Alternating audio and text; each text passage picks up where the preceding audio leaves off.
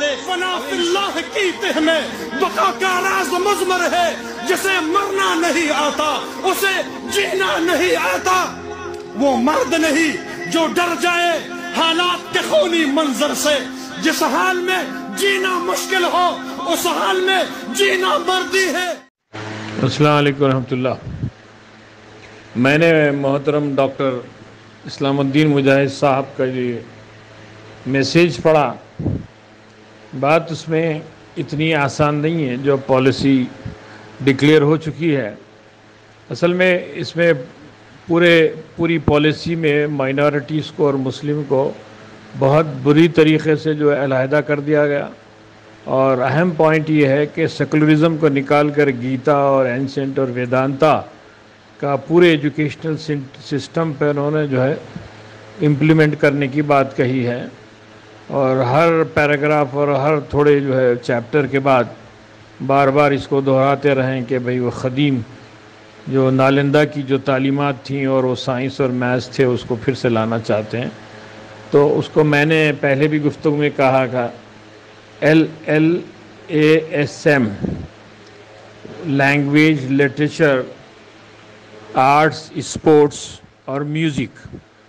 تو اس پہ already government of India بہت بڑے بڑے سبسڈیز اور لون جاری کر چکی ہے.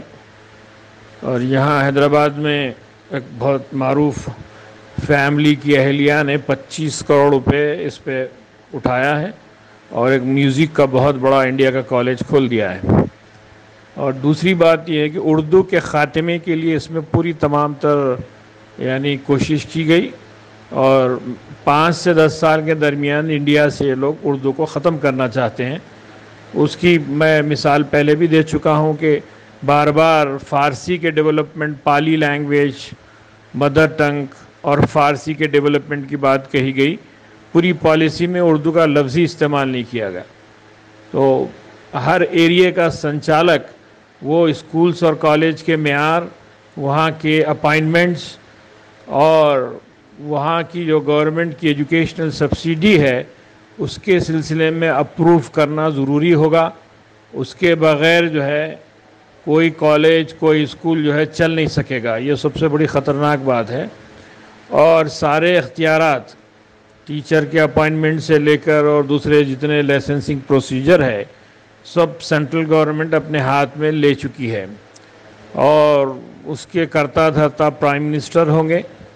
تو اتنے سارے پروسیس میں جو دیہی علاقوں کے پسماندہ مسلمان ہیں وہ کس طرح سے اپنی یعنی تعلیمی بچوں کی جو ہے ضروریات کو پورا کر سکیں گے. کیونکہ 87% مسلمان بچے رورل ایریاز میں گورنمنٹ اسکولز میں پڑھتے ہیں. اور یو پی کے علاوہ مہاراشٹرا بہار مدھیہ پردیش کے اندر جو اردو اسکولز ہیں اور جنہیں گورنمنٹ کی جو ہے سبسڈی اور ان کی جو ہے ہیلپ ہے وہ سب ختم کر دی جائیں گی. اور مدارس میں اور اسکولز میں انہی کو اپروو کیا جائے گا لائسنس دیا جائے گا جہاں پر گیتا کی تعلیم اور اینسنٹ انڈین ہسٹری اور ساتھ یوگا اور ہرے راما ہرے کرشنا اور سرسوتی اور اسی طرح کے جو ہے چیزیں اگر آپ رکھیں گے تو پھر آپ کا لائسنس آپ کنٹینیو کر سکیں گے. تو ایسی بہت ساری تفصیلی باتیں تکلیف دہ اس میں ہیں اور جس کو بار بار غور سے پڑھنا چاہیے. اور پھر اپنے لیے فیوچر میں امت کے بچوں کے لیے کیا کچھ بہتر ہو سکتا ہے اس کی ہم کو پلاننگ کرنا چاہیے. اکثر ہوتا ہے میرے عزیز محترم فاضل دوست کہ ہم تو پیپر بہت اچھا بنا لیتے ہیں اور پھر اس کو کولڈ اسٹوریج میں ڈال دیتے ہیں. امپلیمنٹنگ کی سلسلے کے اندر کوئی زیادہ کوششیں ہوتی نہیں ہیں. تو اس جانب بھی ہماری نگاہ جانی چاہیے. اب کسی نے اس میں کہا کہ اب اس پہ بات کرنے سے فائدہ کیا ہے. بھئی اب بابری مسجد پہ بات کرنے سے فائدہ کیا ہے, طلاق ثلاثہ پہ بات کرنے سے فائدہ کیا ہے, سیکریٹریٹ کی مساجد پہ بات کرنے سے فائدہ کیا ہے. فائدہ صرف یہ ہے کہ اپنے مرشدوں اپنے امیروں اپنے حلقوں اور اپنے اداروں کے سلسلے میں صرف ایک دوسرے کی تعریفیں کریں اور ایک دوسرے کی جو ہے تہنیت اور ایک دوسرے کے لیے جو ہے ہم ایسے پروگرامز کریں جس سے دل و دماغ خوش ہو جائے.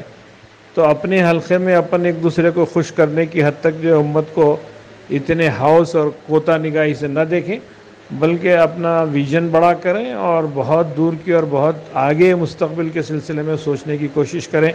تو میں سمجھتا ہوں کہ انشاءاللہ ہمارے احباب کی دلچسپیاں ملت اسلامیہ کے گمبھیر مسائل کے سلسلے میں بڑھیں گی اور انشاءاللہ تعالی ان مسائل کے حل کے لیے اپنا رول بھی ادا کر سکیں گے. شکریہ. السلام علیکم.